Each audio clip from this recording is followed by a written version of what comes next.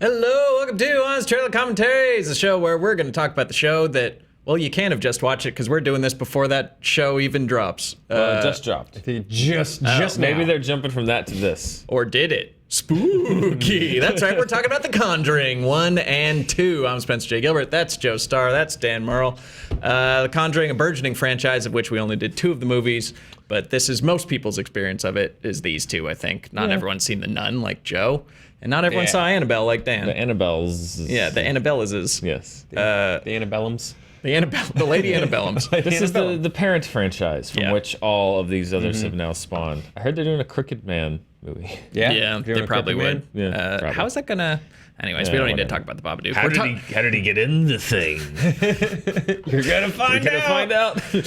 Well, let's talk about The Conjuring. Let's talk about ghosts. Spoiler alert, someone put a demon in it. Dan, you believe in ghosts, I don't necessarily believe in ghosts, but I'm terrified of them. but you don't want to take any chances. I hedge my bets against the belief in think that's ghosts. fair. Yes. Joe, where do you fall? I mean, you're from the South. Nah. That's why, I don't know, man. That's why the South doesn't like me that much. Oh man, that's you got I out. don't believe in stuff. You probably got spooked out of there. Yeah, I was like, you know what? No thanks. Yeah. Yeah, no ghosts for me. I feel like there's enough ghost hunter shows where they would have found something by now. Wouldn't they have found something by now? Something. Yeah, I'm not sure where I fall. I hope that they don't exist because what a horrible way to spend an afterlife is just hanging out. Just walking around. What if it's know? awesome? Is it though? It never looks awesome. Casper looked awesome. Casper looked pretty cool. Yeah. Yeah. I hope when we die we return to a bleak nothingness. So let's talk about The Conjuring. Let's do it. These movies are fine. They're good. I don't want to call them standard horror movies, but they're kind of like a mashup of horror movie genres. It's like a little haunted house, a little exorcism, a little portal to hell. Yeah. You know, a little the hits. Patrick Wilson. Yeah. Yeah. The first one I like, you know how I'm very touch and go with horror movies. The first one I enjoyed. I thought it was very stylistic and entertaining. The second one, even on rewatching, I was like, this is a long, overstuffed movie. Like the second one's like they leave and they come back and it's like Second one's rough. I like the first one. The second one is a lot. It's weird where they did this in both of them is the main characters basically don't enter the story until midway through. Yeah. Like they spend an hour setting up the family Like and Beetlejuice. the haunting, and then it's like, oh, here comes, Scooby and the Mystery Gang. They're rolling up and they're gonna crack this caper. But yeah, it's a long open. Yeah. But aside from that, I don't know. They're not terrible. They're not terrible. No, I like the first one a lot. I get really picky about seeing my monsters in scary movies. I very rarely ever want to actually see the thing because I think what's in your head is scarier. Yeah. And I think the first one does a pretty good job with that. I think there's like little moments like the thing on the wardrobe that's like, yeah! You're like, okay. And then the lady in the basement that goes like, look what you made me do! And you're like, okay. But other than that, like I think they do a good job. And then the second one is like, we got money. Here's a crooked man. Here's the nun. Yep. And you're like, oh, okay. Yeah, it totally backfired. The limitations of the first one, I think, go to its credit because they. That was great. Oh, it's so good. Yeah. That's a cheap effect, right? Yeah, very cheap. But they animated like a couple different CGI monsters in the second one that just don't add anything to it. Yeah. The bigger is better thing did not. I found Crooked Man it's just a dude, like a performance art dude that's like, I can make myself look like stop motion, but it was still too much. Yeah, That's He cool. was actually the creepiest part of the movie for me. Yeah? The second one. The Crooked The Man. nun is pretty okay. Pretty standard, Pretty really. standard. Pretty standard ghoul. That first shot of the nun down the hallway. That was good. Yeah. That was so good. And then when she just runs at her with a painting, Yeah. I was like, oh, now I'm out. This movie has an interesting relationship with, I guess, Catholicism? Because it's like, they don't really, maybe they mention Jesus once in the whole thing, but it's like, the devil's real, demons are real. God is real. God is real, but it's usually only I guess it's because they're in a haunted house, but you only see the evil part of Catholicism. It's really focusing on the imps, the demons, the ghosts, the hauntings, the exorcisms. One of my favorite genres of film is magic Catholic stuff, where they get real deep and like, in the name of all the archangels and their swords. Yeah. And you're like, oh, cool, the metal part of Catholicism. It is the heavy metal album cover version. Yeah. Of like, the demons will rise. Use your Latin power. So The saints infused you with. Yeah. My favorite beat is like they talk about, it's like the exorcist. The Pope has to approve the exorcism, and then Patrick Wilson's just like, you know what, I'm gonna do it, and then he does it, and at the end they're like, oh, by the way, the Pope said yes. He's like, yeah, it's like, wow. We're going to roll from the church, Father. I want to see the rogue cop with his commissioner version of Patrick Wilson and like the Pope, like their lethal weapon. turn in your beads and your crucifix. You weren't authorized. Do you know how much public damage went into that exorcism? Jesus is breathing down my neck. Do you know who I got a call from this morning? The big guy. Okay, new franchise. Let's watch The Conjuring. Let's see what we did there. Spooky weapon. A spooky weapon.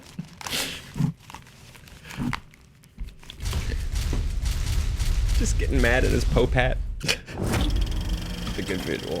The Catholic Church has such a high burden of proof in this movie. Very From high. the director of that other horror franchise starring Patrick Wilson in a haunted house very strange. comes two films based on the 100% true ghost stories of Ed and Lorraine Warren. And it's a shame Warner Brothers settled that lawsuit against them because they almost had to go to trial to prove that ghosts were real. Oh man, that sounds way more fun than Annabelle. The Now, pause. Conjuring. Yeah, Spencer, this is I didn't know about this. This was a deep dive thing that I just kind of fell into this random corner of the entertainment news of there's people who own the rights to the life story of these the OG ghost hunters, The Warrens. the Warrens. Yeah. They're the Ghostbusters. Yeah, where they did all these They're all the these filmation version. Ghostbusters, mighty and strong. So yeah, they spent their life, traveling around, fighting ghosts. I don't know. They also had like that kind of Hall of Horrors thing that you see in the movie with the haunted doll and stuff, and the toucan. And the toucan. They really well, I don't know about the toucan, but because in their book, which they sold, someone has the rights to, they also claimed that all of these things were 100% true events. So Warner Brothers felt that they could make movies based on true events without buying the rights. Yeah.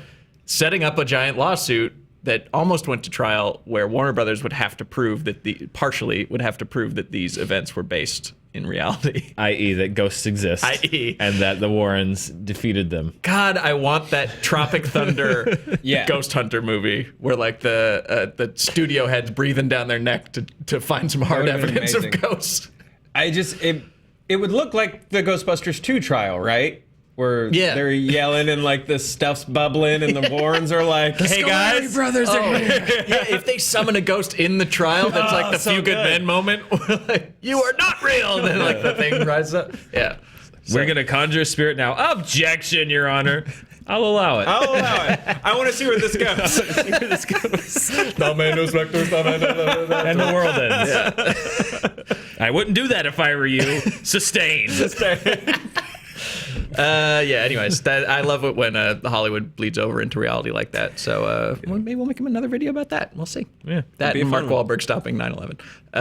Okay, let's go. 1 and 2.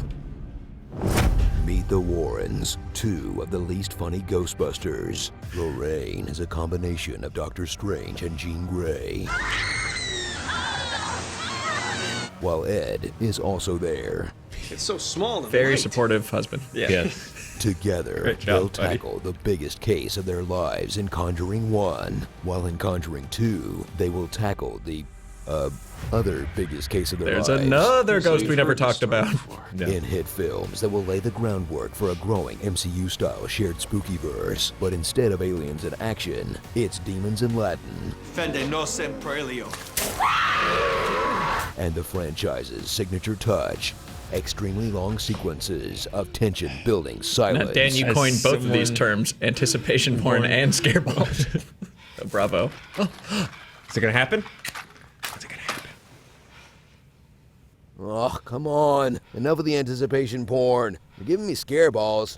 All right, pause. That is born out of, as I've famously said many times on the show, or other shows, or every show, or just in life. It's all I the hate- same show. I hate jump scares. I hate them, hate them. And the reason why these movies are so, as I said, anticipation porn and scare balls is like there are so many sequences that are like, 2 minutes long. And by the way, not all of them end with jump scares.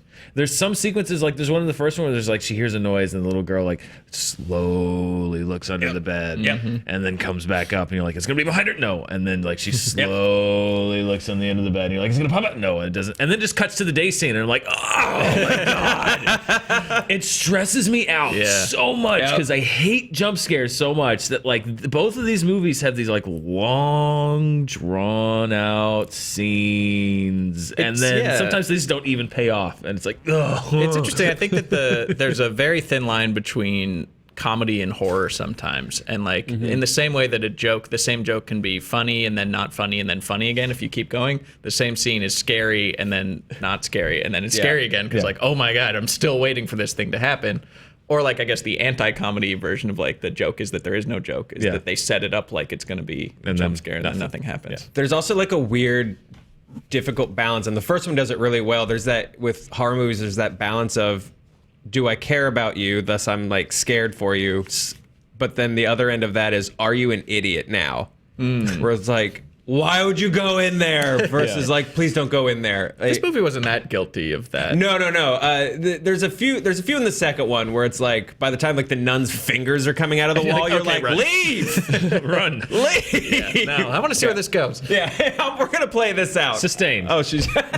Interestingly, like they have all the makings of, a lot of times horror movies will just start with 5 characters just because you need to kill 4 people. Yeah. And these all start with so many children. 8 children. All of whom make it through traumatized, but Only one I don't of whom think is ever in anyone peril. dies in the whole thing. No. There's not one death in the Conjurings. There's a vision of a death. Yeah. But there's no, that's the weird thing that I don't get is like both families in this have 5 kids and you're like, oh, so like they're all going to be separately, but it's like both of them, only one of child is ever in actual, eventually mortal danger. Like the other ones are kind of creeped out, but then they all go away. Well, that's why it's based in true events, because if you have 5 kids, one of them's going to be a weirdo. Yeah, no, 100%. Yeah, the youngest of 5 is going to be a One of them is the weird weirdo that kid. sees ghosts. Yeah, exactly. Yeah, I have a friend. Okay.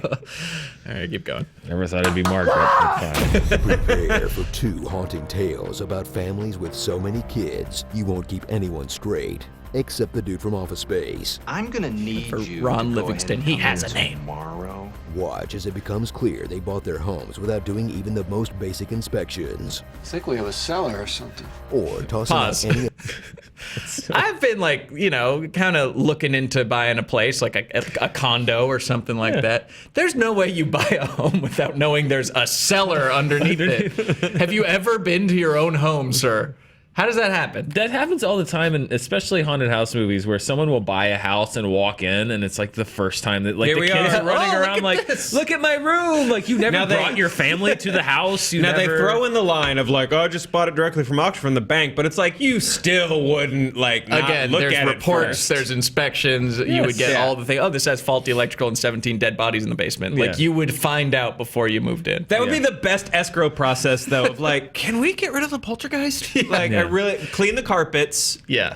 and then the demon toy that's embedded into the wall. If we could really do something about that. Maybe they got a deal based on like ask no questions. There's 0 time for inspection. You just Right, have to yeah. pay Fuck cash yes. and walk in the door. Yep. They did it like it's a they, deal. they negotiate like Dwight on The Office, like buy this house, do it, do it, buy it now, buy it right now. Okay. Or it's like a crazy shoe carnival type deal where it's like, no looking inside. Why don't you get on the porch? It's yours. It's a bargain. It's like Storage Wars. Yeah, exactly. Yep, that's yours. You get to peek your head in, and And then the thing's like, chaos over, and he's like, oh, I gotta go. anyways, keep going. I think we have a cellar or something. or tossing out any of the old haunted furniture, My ex-husband bought all the furniture with the house when we moved in. and got stuck living with every haunted house cliche in the book, like chair movement. creepy clocks, The clocks stop at 3:07 a.m. creepy fog, creepy lakes, creepy basements, creepy cellars, Always a ball creepy hidden in crawl the cellar. spaces, There's a difference between Creepy basements and cellars, you animals. guys. creepy children's toys, Are there any spirits here? creepy children's toys, I know, right? even more creepy children's toys, Who makes that?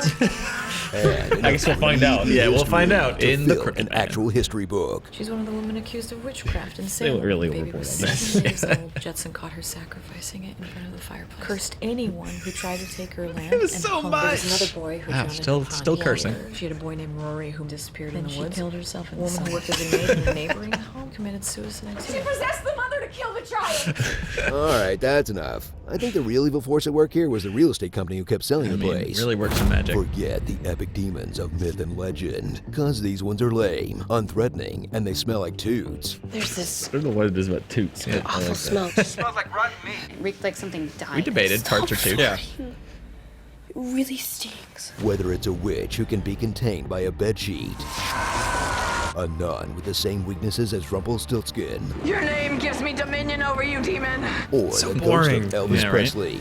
It's just the weirdest. Can we pause? Yeah. Conjuring 2 is like 2 hours and 15 minutes long. Yeah. It's very long. Oh, yeah. And they have a 3-minute scene where Patrick Wilson just sings an entire Elvis Presley song. Now, ostensibly, it is to set up that Lorraine Warren loves her husband. Is but it though? we knew that, Yeah. didn't we? We already knew that. All right, I'm going to use the internet's favorite word, but is there a subplot where Patrick Wilson is cucking these families? Have you noticed in both Conjurings, he sneaking moves in and he's like the man of the house. He's repairing the plumbing. He's fixing the guy's car. The woman's like, "I'm so happy you came." Like he's slowly and he's like charming all the children. He's new dad. He moves First of in and he all, becomes their father. That's the first correct use of that word on the Thank internet. So congratulations. And secondly, I had not thought about that. He is new dad to all of these. Does he want to take the children as their own? Does he Yeah, want to- there's these impotent fathers who can't protect their family, and they're like, they have to bring in Patrick Wilson. He himself is then in the first step of demonic possession. He is in step 1, disruption. oppressed. Was it- Disruption? Oppression. Oppression? I think He's it's oppression. oppressing- Yeah. He's oppressing the man of the He's house. and then finally he possesses Yeah. the family. Possesses the family. My Wow. God. I hadn't thought about that, but yeah, he is totally. There was new a weird dad. undercurrent, or there's the thing of like, because this was developed, off of true stories, that like the guy just insisted, like, I do a great Elvis. Yeah. I can fix things around the Yeah. house, just because he was searching for a reason for being there, because his wife has all the magic He powers. does legitimately have a beautiful singing voice. Have you seen him in Phantom of the Opera? He's got No. he plays Very talented Raoul man, in the okay. Gerard Butler Phantom of the Opera, which I can't believe is a thing, but it is. And he has a fantastic singing voice. So Yeah. maybe he was just like, listen, I love all this horror stuff, but I am not coming back for Conjuring 2 unless I do my I got a Elvis. song. Yeah. Yep. What if they had done the UB40 version of Can't Stop Falling in Love with You? I don't know if what a change story was. Lies. I would have loved to see. Yeah, a soft reggae break. That's what it needed. All right. Only fools rush. It's a long scene. He does like half the song. Thank you. You can be sure that no matter what they're capable of, these beasts will stick to the conventional 3-act structure of most screenplays. The 3 stages of demonic activity: infestation, Infestation, oppression, possession. I Yep. guess. That's what he's And doing. then at 15, they save a cat. Oh my God! Or kill a dog. Deep Close screenwriter enough. cut. That one's for us. So buckle up for a return to decent horror after years of found footage drag that has an entire haul of spin-offs ready to go. Buy a Just storage try unit. not to think about how fake Right, the It's ghosts safer are. to keep they it couldn't be next as to full their of it as the ones on daughter's TV, room. right? My name is Zach Bagans. If I wasn't familiar with this, Joe. You showed me a few clips, and man, Pause, sounds like a man. ride. Pause. Jesus Christ, these guys. We watch a lot of ghost hunter shows in our household because they're just fun as hell. They are pretty fun. But these guys are literally like, if Red Bull and vape pens became a paranormal investigator, like Awesome. they're. If I did believe that ghosts were real, I would really hate these guys. Does 'cause every they- ghost go, ooh, ah, ah, ah? Yeah, I think so. Yeah, because they just like literally like walk into these like homes where horrible things supposedly happened, and they're just like, "Come at me, ghost, you coward! I heard you killed yourself. You're a coward!" And you're like, "Jesus Christ!" Like, Fight me, ghost? yeah, fight me, ghost! Like, I wore my toughest big boy jinkos, and you're like, "Oh my God, man!" Yeah, they're the damn worst. Meanwhile, all the ghosts are up in the attic going like, we're not going to give them the satisfaction. No. I don't feel like appearing today. There's like a weird specific ego that I think all paranormal investigators have, where I'm the guy that's gonna discover the ghosts are Yes, real. yeah. Like, I'm the guy they're gonna come talk to for whatever weird reason. And when you're 90% gel, like that guy is, there's just an extra level of like, oh God, I hate you so much. I think, it's the natural escalation of these, alleged frauds, which is that like you're nice and you try to be scientific and nothing happens. So then you just go, the next person that's attracted to that is someone who's like more blustering and looking for a fight. And it only has reminded me of the TV show escalation from Finding Bigfoot to Hunting Bigfoot. Yes. Yeah. At first they were just like, let's see if we can track down Bigfoot. And then they failed. So then it's like, let's kill Bigfoot. We have to kill Bigfoot. They have to do the outsized personalities because otherwise, like, without the personalities, let me show you every ghost hunting show ever. Did you get anything? Did you hear that? Hey guys, did it just get a little colder? For 30 minutes. That is the entire Ghost Hunter. It's literally just people silently sitting in a house for 8 hours. Monitoring and then going like, no, okay.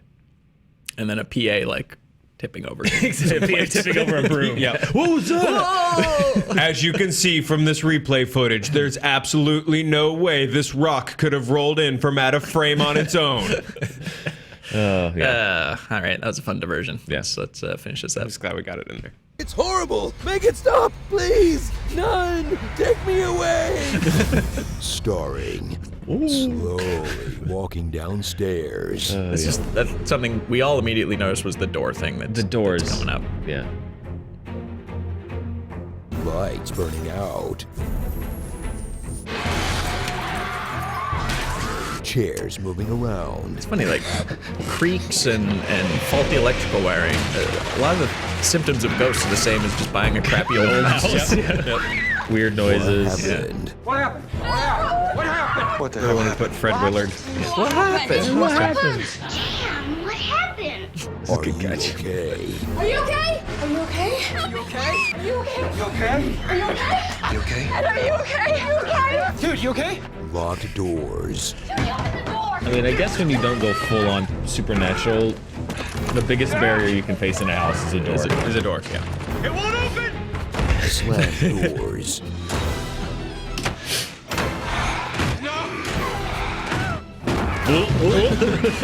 Bad doors.